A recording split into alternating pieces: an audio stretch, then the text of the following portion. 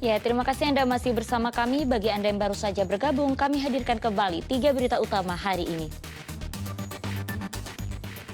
Dua penjamret sadis diringkus polisi di kota Palembang. Pelaku kerap beraksi dengan senjata tajam.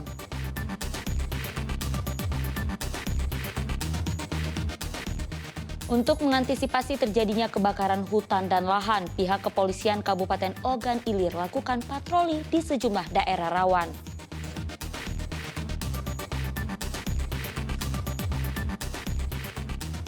Pelatihan barista digelar untuk pedagang kopi di Kota Palembang oleh Yayasan Pundi Amal Peduli Kasih SCTV Indosiar.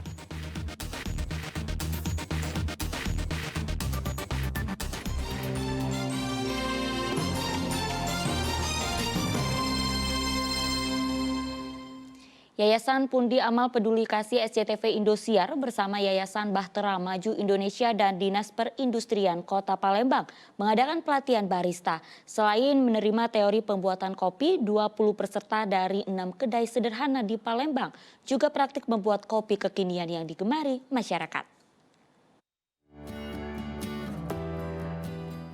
20 peserta dari 6 kedai sederhana di Palembang mengikuti pelatihan barista. Acara ini digelar Yayasan Pundi Amal Peduli Kasih bersama Yayasan Bahtera Maju Indonesia dan Dinas Perindustrian Kota Palembang. Selain menerima teori pembuatan kopi, seluruh peserta juga praktik membuat kopi kekinian yang digemari masyarakat. Dalam pelatihan, para peserta dibagi 3 kelompok saat praktik, mulai dari menimbang biji kopi, menggiling kopi menjadi bubuk, kemudian diseduh dengan air panas hingga penyajian kopinya. Salah satu peserta bernama Naigolan Sunardi yang membuka kedai kopi di Jalan Mayor Santoso mengaku masih melayani pelanggan dengan hanya menjual kopi hitam dan kopi saset. Dengan mengikuti pelatihan barista ini, Naigolan berharap pelanggannya bisa menikmati beragam varian kopi rasa kafe dengan harga yang murah. Alhamdulillah, melalui Yayasan Pundi Amal Peduli Kasih SCTV Indosiar, saya dibantu pelatihan barista, sudah mengurangi biaya saya untuk membayar barista yang pertama sekali. Kedua, saya juga dibantu dengan bahan-bahannya dan juga tentu dengan modal kopi yang luar biasa.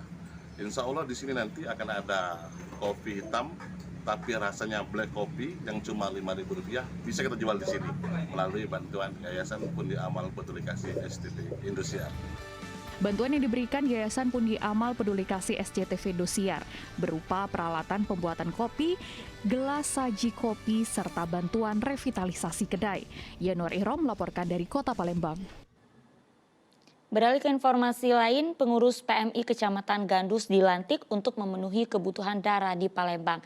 Langkah ini juga mempermudah pelayanan warga saat donor darah. Wakil Wali Kota Palembang sekaligus Ketua Palang Merah Indonesia atau PMI Kota Palembang melantik pengurus PMI Kecamatan Gandus. Pelantikan ini upaya meningkatkan pelayanan memenuhi kebutuhan darah di Palembang yang mencapai 7.000 kantong darah per bulan. Langkah ini juga mempermudah pelayanan warga saat donor darah. Selain Kecamatan Gandus, kepengurusan PMI bakal dibentuk di seluruh kecamatan maupun kelurahan di Kota Palembang. Juga bisa menggalang kekuatan khususnya untuk di kecamatan dan kelurahan dalam rangka untuk memberikan pelayanan yang terbaik bagi masyarakat, terutama kalau misalnya ada bencana, ya kan, musibah. Karena terus terang selama ini kita tidak memiliki pengurus di kecamatan dan kelurahan. Nah, dengan adanya pelantikan ini, setidaknya kalau ada bencana musibah, PMI yang ada di Kota Palembang, yang ada di kecamatan, yang ada di kelurahan betul-betul bisa menjadi garda terdepan untuk. Ya, kawat tembaga ternyata dapat menghasilkan sesuatu bernilai ekonomis. Di Kota Palembang, seorang ibu rumah tangga mengubah kawat tembaga menjadi aksesoris perhiasan yang unik dan menarik.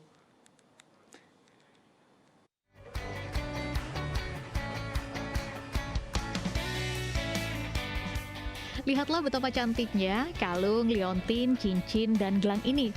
Namun siapa yang menyangka perhiasan ini terbuat dari bahan tembaga yang biasanya digunakan sebagai komponen alat elektronik. Aksesoris cantik ini dibuat oleh Umi Rahmawati. Untuk membuatnya, ia memadukan bahan tembaga, benang, dan batu giok. Proses pembuatannya mirip dengan merajut. Kawat tembaga dililitkan pada bagian batu giok. Untuk membuat perhiasan dari kawat tembaga dibutuhkan ketelitian agar perhiasan yang dihasilkan menjadi sempurna dan terkesan etnik. Harga perhiasan ini ditawarkan mulai dari harga Rp25.000 hingga Rp3.500.000, tergantung dari model dan tingkat kesulitannya.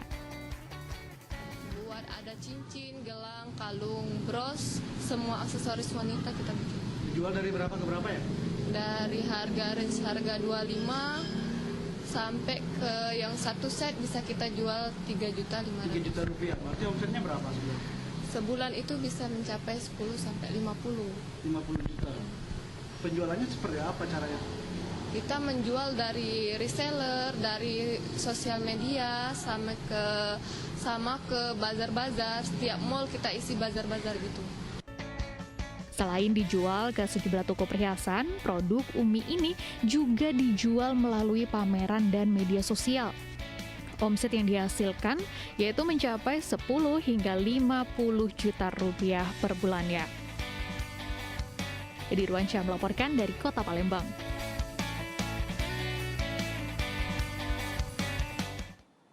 Laporan tersebut mengakhiri berita Palembang hari ini. Saya Auriga Gustina berterima kasih atas perhatian dan kebersamaan Anda. Selamat beraktivitas dan sampai jumpa.